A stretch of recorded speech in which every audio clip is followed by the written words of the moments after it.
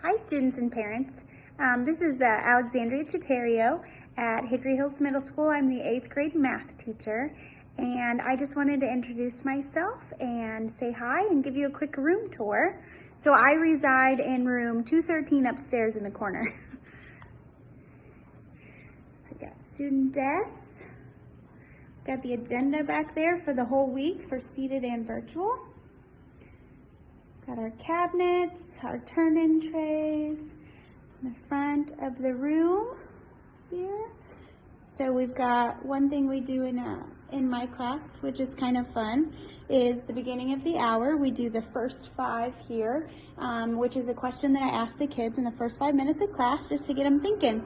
Sometimes it's math related, sometimes it's more fun. We use sign language in my classroom for bathroom and sharpening your pencil. The agenda is always up on the whiteboard as well.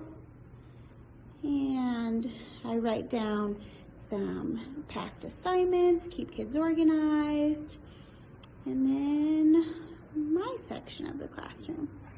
So yeah, it's nice meeting you, and if you ever need to get a hold of me, feel free to message me on Canvas, and I will get back to you very soon.